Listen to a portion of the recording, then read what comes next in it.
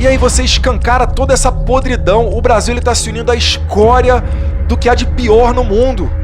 E seria curioso, se o Lula não tivesse se acidentado, conforme ele alega, e saiu na imprensa, se ele tivesse se encontrado com Maduro, né, lá na Rússia.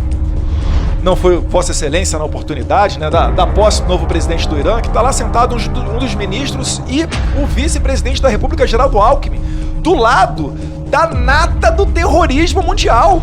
E aí a gente vem para o Brasil e enxerga o Lula dias antes da eleição falando que a eleição de Trump significaria uns Estados Unidos, né, uma nova face do nazismo e do fascismo. Não achem que essa conduta de fraqueza e baixa moral dos Estados Unidos seguirá com Donald Trump. Ocorrerá uma mudança muito grande nesse tabuleiro da geopolítica que já começou. Presidente, nós vivemos hoje em dia o pior momento no meu entendimento, da nossa diplomacia, né? O Brasil, ele prega a democracia, está na boca de todas as autoridades do governo, mas não pratica ela. A gente estava tratando aqui do tema da Venezuela, um tema crucial. E me desculpe, ministro, mas você consegue ver claramente uma disparidade de condutas. Israel se defendendo de terroristas, o Brasil vai e chama o seu embaixador de volta. Da Venezuela, tenta ali reatar as relações diplomáticas como se tivesse ocorrido algo normal. Nós tivemos uma eleição roubada na cara de pau, debaixo da barba de todo mundo. Todo mundo viu aquilo dali. E seria curioso, se o Lula não tivesse se acidentado, conforme ele alega, e saiu na imprensa, se ele tivesse se encontrado com Maduro, né, lá na Rússia. Eu queria queria ter a oportunidade de assistir esse diálogo entre os dois, porque o Maduro foi cobrar publicamente o Lula. Na verdade, foi um dos seus ministros, uma das suas autoridades, falando, olha, calma aí, o Brasil teve um problema, teve um conflito na eleição, alegaram, né, uma suspeição de fraude, foi resolvido através do TSE. Por que na Venezuela, o TSE da Venezuela não tem a legitimidade que tem o TSE brasileiro? E aí você escancara uma estratégia da esquerda onde fica difícil você não suspeitar de fraude. Como se as autoridades constituídas na Venezuela tivessem legitimidade suficiente para dizer não, nós somos imparciais e nós vamos aqui falar aqui quem foi o verdadeiro campeão.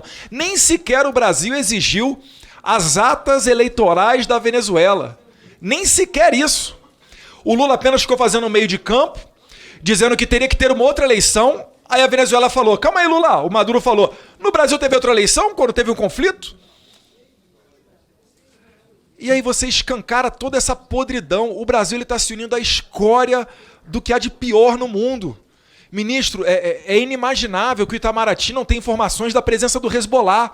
Tarek al-Saimi, troca de prisioneiros. O Alex Saab, que há um tempo atrás voltou da prisão dos Estados Unidos, teve troca por 10 presos americanos na Venezuela.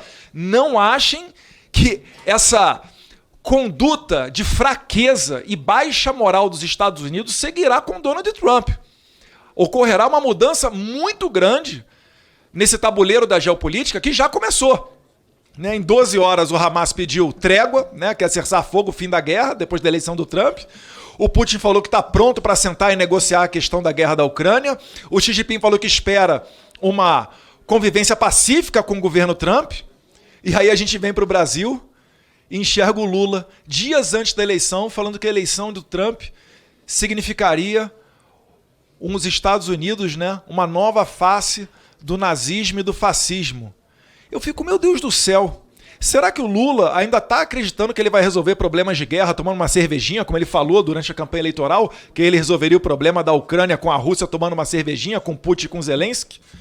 Eu fico, meu Deus do céu, é inacreditável. Tem uma foto, prezado ministro, não foi Vossa Excelência na oportunidade, da posse do novo presidente do Irã, que está lá sentado um dos ministros e o vice-presidente da República, Geraldo Alckmin, do lado da nata do terrorismo mundial. É a nata, é o líder militar ou da inteligência lá do Hezbollah, do Hamas, acho que tinha até dos Houthis ali, que nada mais é do que o Hamas do Iêmen, e um por um Israel está eliminando. Foi só pisar fora do Catar, inclusive o Catar que tem a maior base americana fora dos Estados Unidos, foi só pisar fora do Catar que Israel foi lá e pimba, um por um. Inclusive, acho que é o emprego mais rápido que existe para você ser demitido na face da terra é líder do Hamas, seja da inteligência, da ala militar. Esse pessoal aí que gosta de botar bebê em forno, né, degolar a criança, estuprar e tacar fogo em mulher viva. Isso daí, prezado ministro, é o que o Brasil está se aliando hoje em dia. Será que não causa indignação no Itamaraty? Será que não causa revolta? Porque, prezado Hélio, dos brasileiros certamente causa. E eu vou dar um conselho a Geraldo Alckmin, que ele não retorne ao Irã, que depois da posse do Trump não entenderia como improvável os Estados Unidos permitir que Israel faça a eliminação dos sistemas dos ayatolás ali. Porque é a única maneira de você ter paz naquela região. Já foi tentado negociação, já foi tentado, né, vários métodos de não agressão. E o Irã continua com seu programa nuclear, inclusive com a ajuda do Brasil. Se a gente retornar em 2013, né, o Mahmoud Ahmadinejad estava pegando aliança com o Hugo Chávez para tentar pegar a tecnologia da Argentina, então comandada pela Cristina Kirchner. Não foi à toa que a Argentina comprou papéis podres da Venezuela, alguns bilhões naquela oportunidade, se não me engano é 2013 ou 2012. E o Brasil achando que nada está acontecendo. Vossa Excelência falou aqui, ministro, perdão, o Lula falou, abre aspas, Maduro não é um problema do Brasil, mas dos venezuelanos, fecha aspas. Meu Deus do céu, a gente tem a maior crise migratória da história da América Latina. Mais pessoas saíram da Venezuela do que os refugiados da guerra da Ucrânia. E o presidente fala que não tem problema nenhum, que isso é um problema dos venezuelanos. Tenta passar pano, levar ele, trazer ele para o Brasil como se nada tivesse acontecido. Não, Maduro aqui, prezado Jefferson, ele tem que contar a narrativa dele, é só um problema de narrativa. Não, tem estatísticas de emagrecimento da população. Eu fui 2 vezes na fronteira do Brasil com a Venezuela. A primeira vez delas foi antes da Operação Acolhida, em 2018. Peguei o carro e ia parando, porque tinha uma peregrinação de venezuelanos que iam de Pacaraima até Boa Vista, andando 200 quilômetros em 3 dias, porque não tinham dinheiro para pagar um ônibus, que deveria custar ali na faixa de 30, 40 reais. E aí eu perguntava para eles por que eles estão saindo da Venezuela. Era comum, eu botei até no YouTube, eles falando, a partir do momento que a gente vê as crianças comendo cachorro e gato de rua, fala, olha, não tem mais o que se fazer aqui. A maioria deles, homens em idade adulta, 20 a 30 anos, querendo cruzar a fronteira para trabalhar e mandar dinheiro para sustentar sua família lá. Esse é o sistema que o Brasil está se aliando, ministro. Eu não consigo entender com que razão o Brasil ainda faz esse tipo de coisa. A eleição, Vossa Excelência falou do Guaidó. Guaidó foi, né, o que, segundo a Constituição venezuelana, permitia chegar naquele momento para ser presidente. Mas faltava o quê? Faltava a força. Por quê? Porque Maduro já tinha, junto com Hugo Chávez até no passado, desarmado a população venezuelana. Mais um tapa na cara daqueles que acham que desarmamento tem a ver com segurança pública. Não tem. Tem a ver com o controle da sociedade. Botar a população de joelho para comer gato e cachorro de rua. Ou assistir os vídeos do YouTube do pessoal com tarrafa caçando pombo nas cidades. E aí não tem poder de reação. Por quê? Porque o Maduro ele já importou. Certa vez o Hugo Chávez importou mais de 100 mil fuzis AK-47 e distribuiu para os coletivos dele. Tá registrado lá no livro Hugo Chávez, o Espectro, do excelente jornalista Leonardo Coutinho. Isso daí é para que serve o desarmamento. Então lá você tem o coletivo, você tem os Wagner, que são os mercenários russos, você tem as Vespas cubanas, você tem o Hezbollah, você tem interesses chineses, vocês têm a FARC, o ELN. É toda a escória do mundo tá ali, mas isso parece não ser suficiente para o Brasil tomar, desculpa aqui, ministro, vergonha na cara e romper relações com aqueles países, com aquele país. O Alex Saab era laranja do Maduro, todo mundo sabe disso, lavava dinheiro pro Maduro e por isso foi condenado nos Estados Unidos. Aqui tinha um adido militar, que era o último do corpo diplomático, pelo menos durante o período do presidente Bolsonaro. Adido militar que estava aqui, nós tentamos mandar de volta para lá, para Venezuela, e o Barroso, ministro do STF Barroso, Luiz Roberto Barroso, disse que não poderia por causa da crise sanitária. O que tem a ver uma coisa com a outra? Até nisso veio interferir a Suprema Corte. E aqui, né, encaminhando para o final nesse tempo que me resta, o Macron vem ao Brasil, dá a mãozinha para o Lula, tira um par de fotos, porque ele tinha destruído a relação lá com o Níger, né? O Níger não ia mandar mais o urânio que a França queria, e 70% da energia da França é energia nuclear, que vem do urânio. Aí o Macron vem aqui, eu achando que ia pelo menos ocorrer uma transferência de tecnologia, Não. Ele fala, Brasil, estou fora de tecnologia, eu quero só matéria-prima. Colonizados.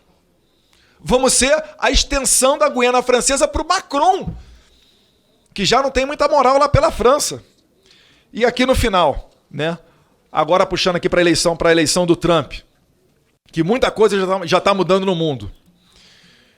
Tenho receio pelo futuro econômico do Brasil ou das relações diplomáticas brasileiras se o Lula continuar recebendo navio de guerra iraniano sancionado pelos Estados Unidos. O mundo inteiro se aproveitou da fraqueza do Joe Biden, né? Até mesmo a esquerda, né? Derrubou ele e sem sequer prévias, que é algo tradicional nos Estados Unidos, lançou a Kamala Harris para concorrer à presidência da República, né? O Biden talvez nem saiba que ele já está indo para o final do mandato dele. Não esperem que um governo Trump venha a ter esse mesmo tipo de conduta de fraqueza. A retirada das tropas do Afeganistão foi só o começo. Depois disso vieram, né? A guerra aí do Hamas com Israel, a China fazendo exercício lá para cima de Taiwan, Coreia do Norte fazendo ensaios com seus mísseis dentro do mar do Japão. O mundo virou uma bagunça. A Venezuela até chegou a se assanhar para tomar o Essequibo, talvez até passando por dentro do território brasileiro, uma preocupação que os militares me trouxeram. E o Lula falando do fim do padrão dólar.